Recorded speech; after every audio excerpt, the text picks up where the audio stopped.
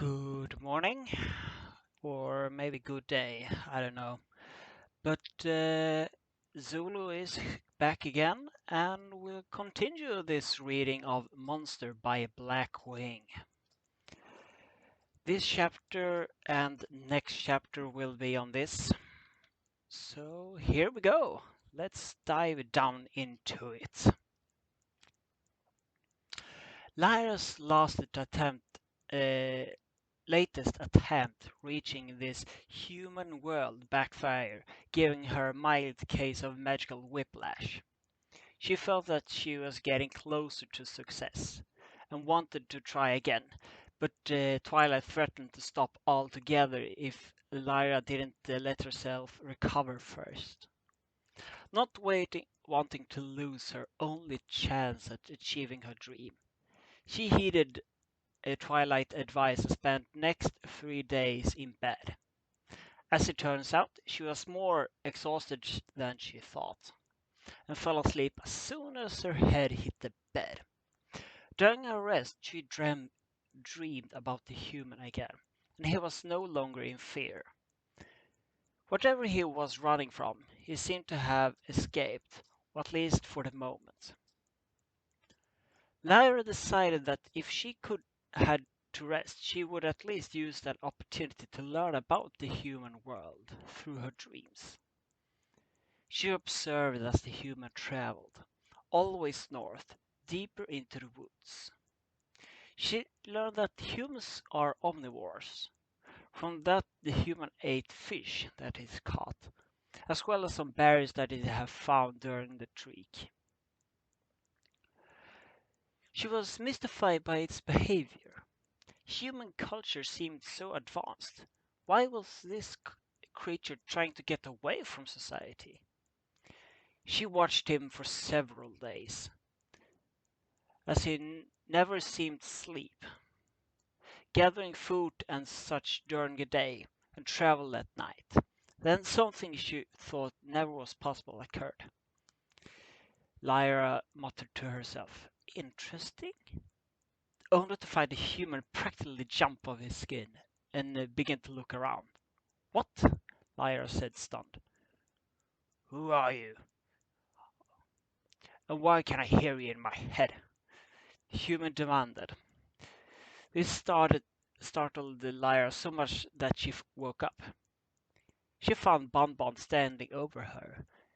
She found out that she has been asleep for past 2 days, and her stomach has decided for that moment to make it perfectly clear that it was upset about being neglected. Ouch. She decided to keep the event of the dream to herself, at the risk of every pony thinking that she was crazy. Uh, yeah, and decided to get some breakfast. That was far the weirdest thing that had ever occurred to me, Davis thought while eating a fish. Then again, I'm being chased by the government because I have the power to manipulate life force. Nothing that had happened to me is normal.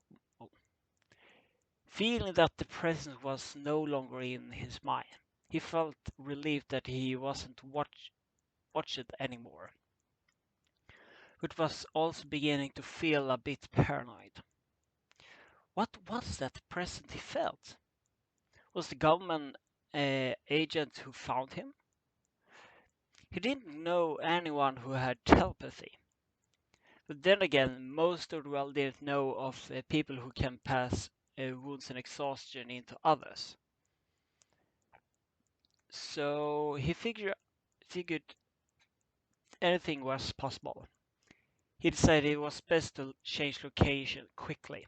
Gathering his thing, putting out his small campfire and heading northeast, further into Oranthius Wild.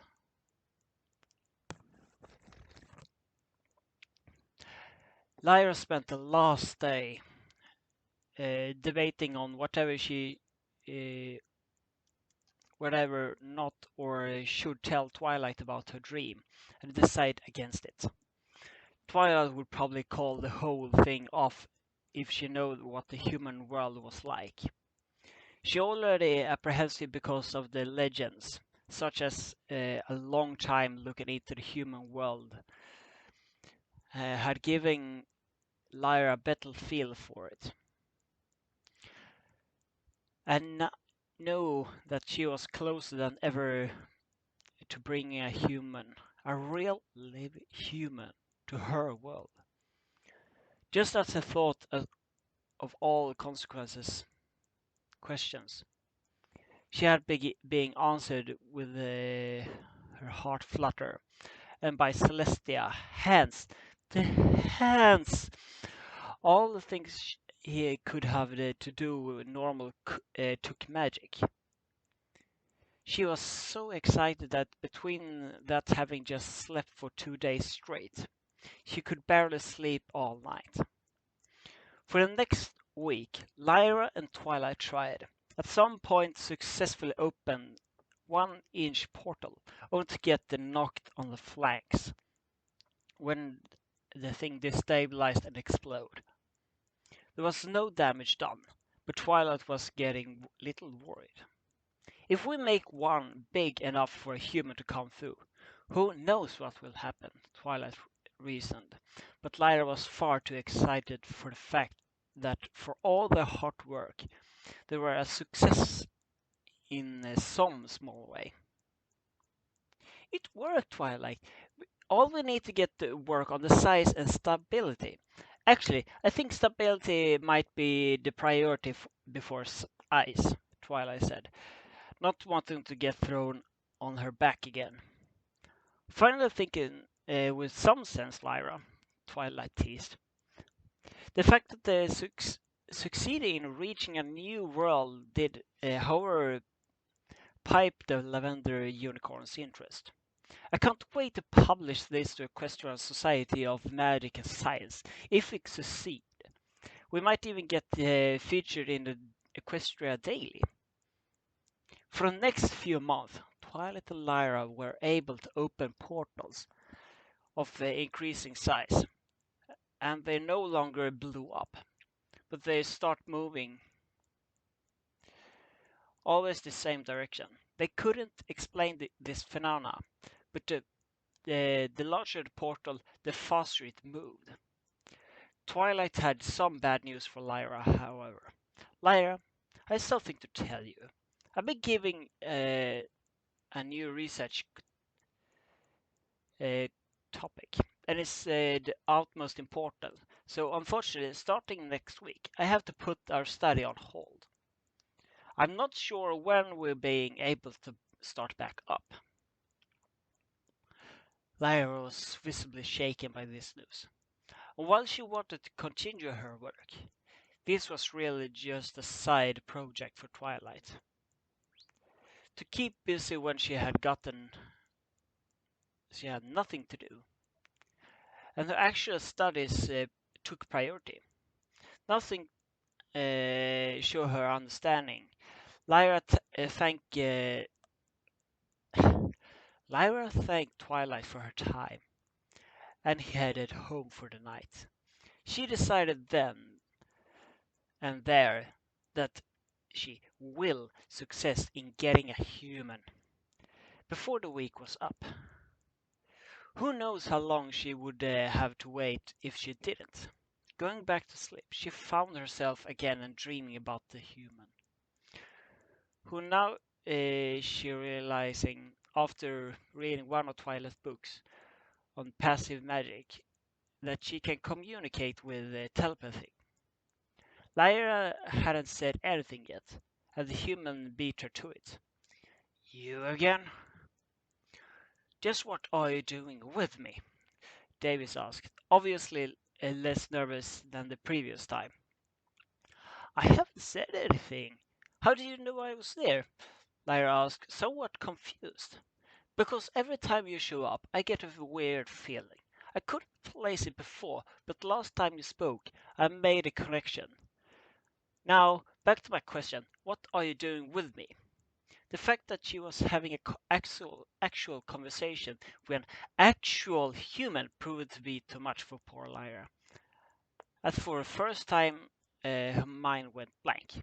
Great. Now I have a conviction that a figment of my imagination.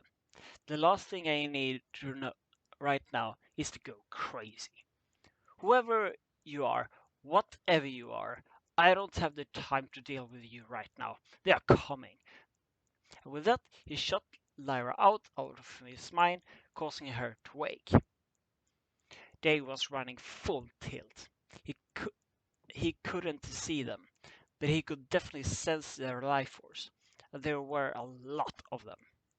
While he could run almost for an unlimited amount of time, having constantly absorbed stamina from life forms and the fact that he hadn't slept for over 2 months was wearing on his mind, and he began to slow. He found himself in a small clearing, looking around and saw that he was completely surrounded. Damn. Lara decided to put one last ditch effort into getting a human. While she was able to open a sizable portal for an expanded period, the problem was pulling something through it. She and Twilight were in perfect sync with the portal was stable. It wasn't moving. She made an agreement with her partner that it was now or never.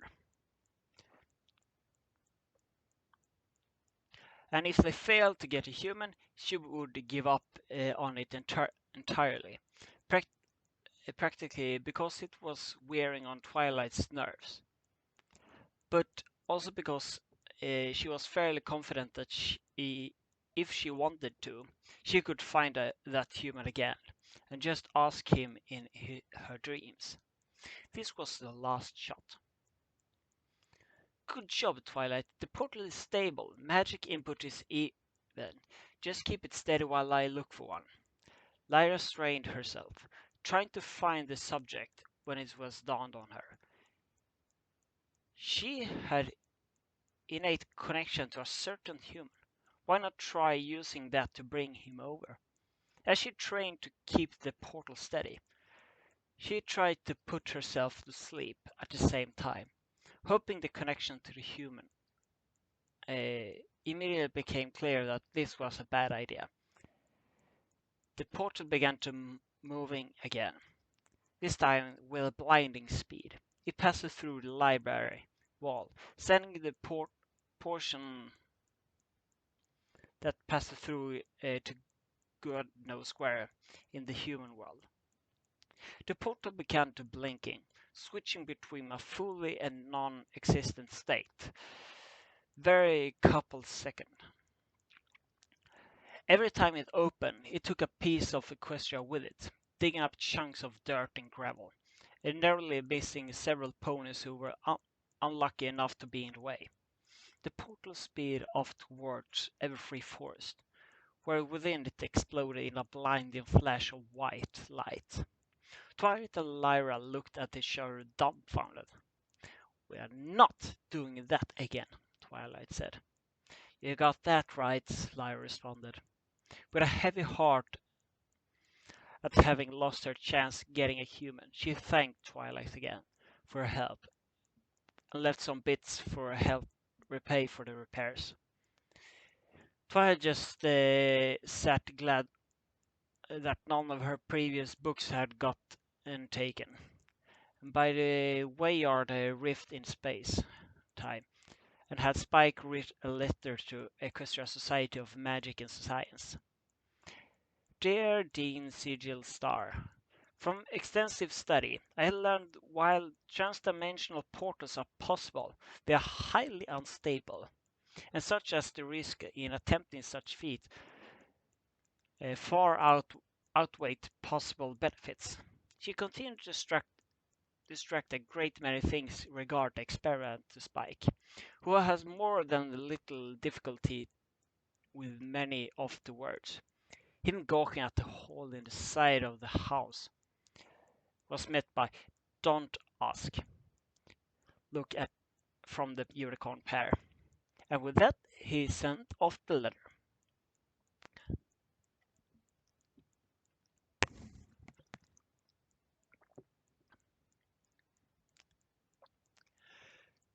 David found that he was trapped. His enemy was staying at just the edge of the clearing.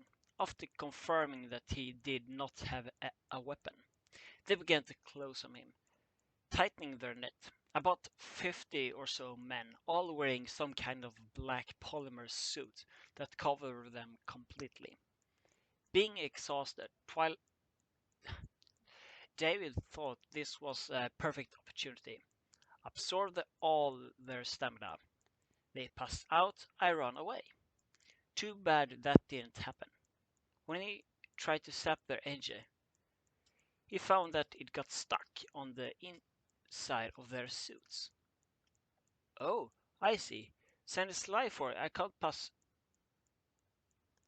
can't pass through anything in or organic. That would have been nice to know. An hour ago, he yelled. Then he heard it. The worst possible thing that could happen at that moment. They had sent out a damn helicopter. Now that's just cheating. Even if we somehow managed to escape from the ever-tightening web of soldier, there's no way he could escape from a freaking chopper.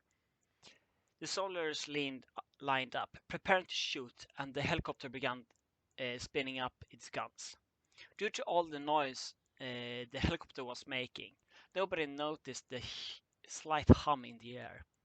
A flash of a ball of light came into the clearing, closing right behind the line of soldiers, opening long enough to swallow Davis, and then closing again, before it let out a massive bang, and a bright white explosion took place, right in the middle of the troops, knocking them all out and causing the helicopter to crash.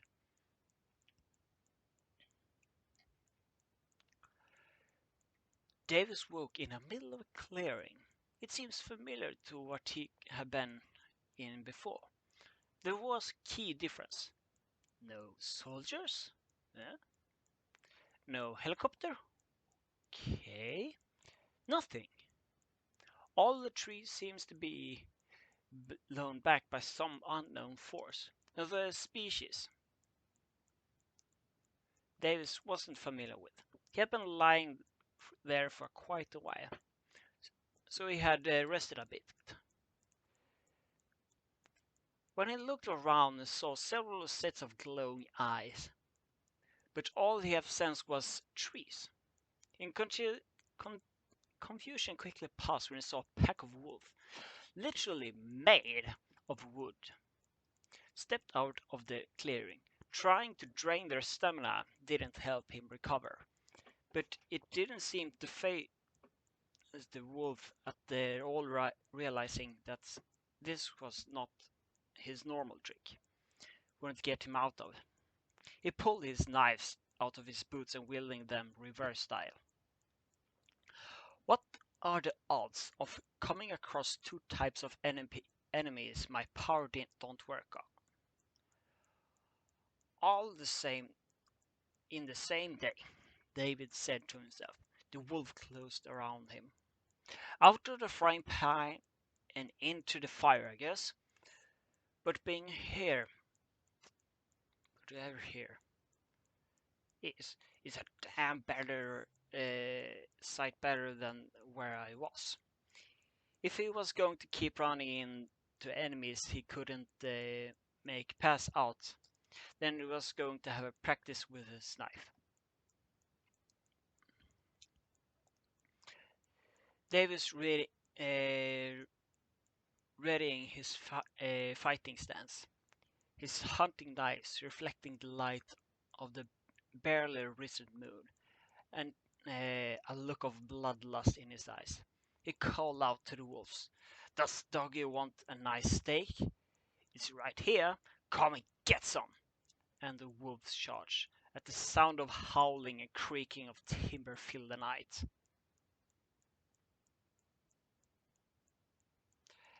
Yeah, I'm taking a pause and split that chapter and make another soon enough.